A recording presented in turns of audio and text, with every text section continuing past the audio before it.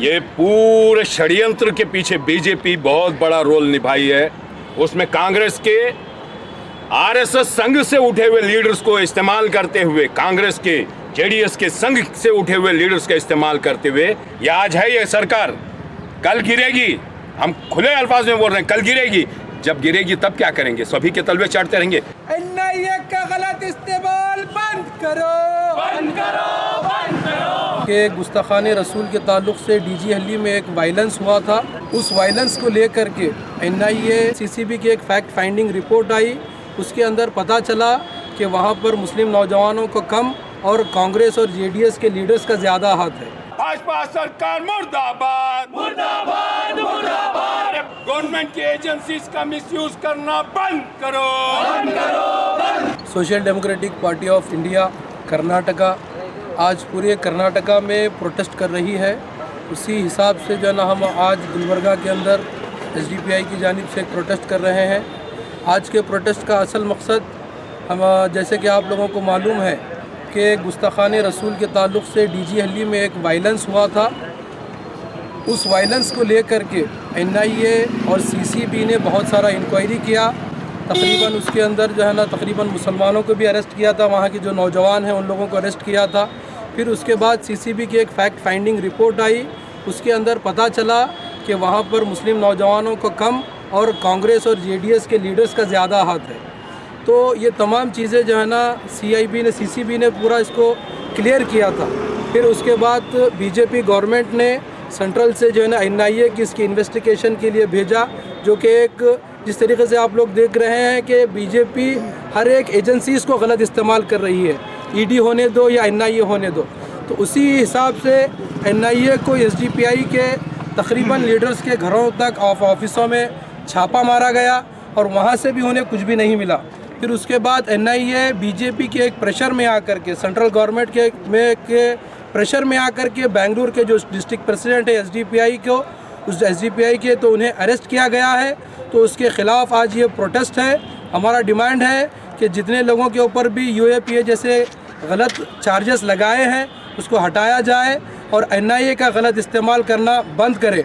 और हम देखते हैं जो इस फसाद के जो असल मुजरिमीन थे, जो पोस्ट किया था, गुस्ताखाने रसूल जो पोस्ट किया था जिसका नाम नवीन है, उसके ऊपर सिर्फ एक मामूली केस डाल करके उसको जो है ना रिहा कर दिया गया है, ज़मानत के ऊपर उसे छोड़ दिया गया है।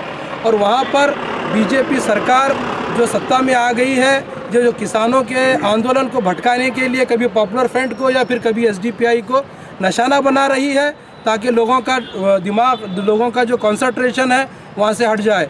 तो हम इसकी सख्त अल्फाज में इसकी मजम्मत करते हैं और इसका बाइकाट करते हैं। Social democratic party of India की कल डिस्ट्रिक्ट प्रेसिडेंट और मोहम्मद शरीफ साहब और कुछ मेंबर्स को ले जा करके एनआईए इन्वेस्टिगेशन के नाम पर हरास कर रहे हैं। माजी में नवीन ने ये पूरे षड्यंत्र के पीछे बीजेपी बहुत बड़ा रोल निभाई है।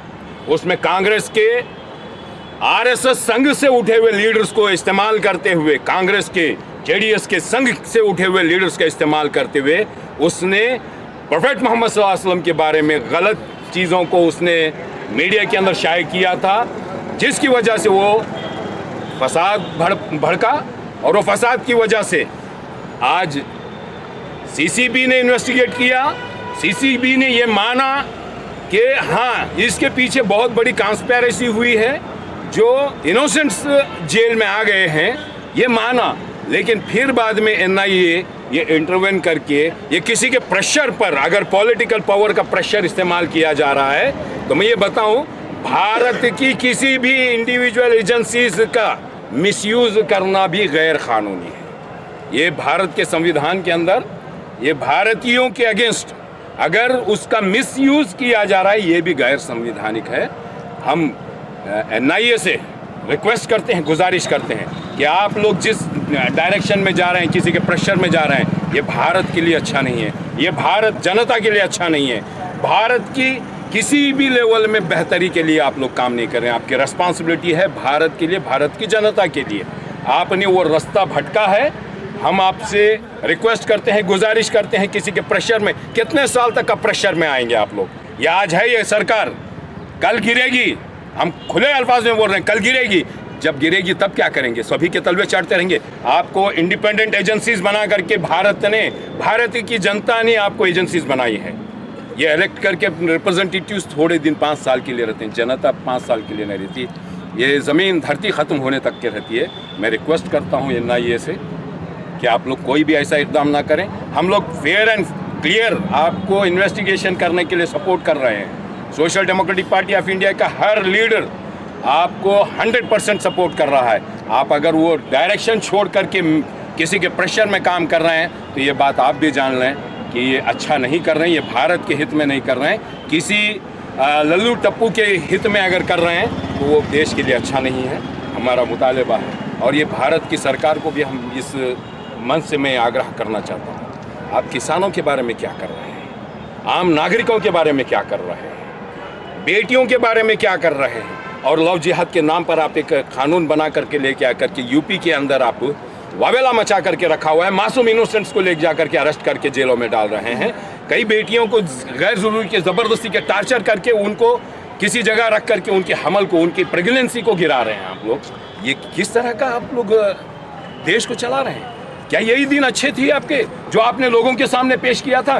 क्या आप जनता के बारे में बोल रहे थे और किसानों के बारे में बोल रहे थे, यूथ के बारे में बोल रहे थे, बेटियों के बारे में बोल रहे थे, रोजगार के बारे में? ये सब आपने दे दिया कि भारत को आप नीचे दर्जे पर ला करके खड़ा कर दिया।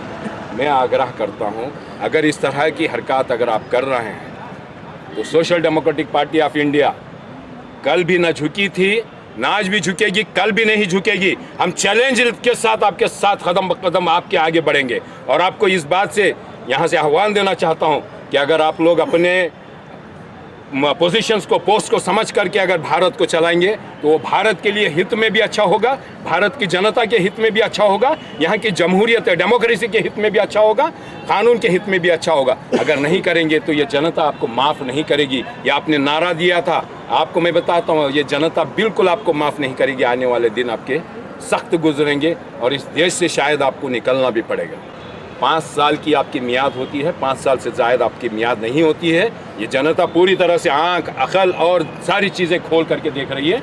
आप किसान आपके सामने खड़ा हुआ है, आप उसका बराबर का सलूशन नहीं ढूंढ सक रहे। ये किसान भी जान रहा है, दलित भी जान रहा है, आदिवासी भी जान रहा है, मुसलमान भी जान रहा है, सिख भी जान रहा है, ईसाई भी जान रहा है, ये सारा देश का नौजवान पीढ़ी भी जान रहा है। तो आप लोगों से गुजारिश है कि आप इसको NIA का मिसयूज़ करना या किसी भी गवर्नमेंट की इन्फोर्समेंट एजेंसीज का मिसयूज़ करना बंद कर दें। Mohammed Mohsin, SDPI DWC council member, Gulbarga.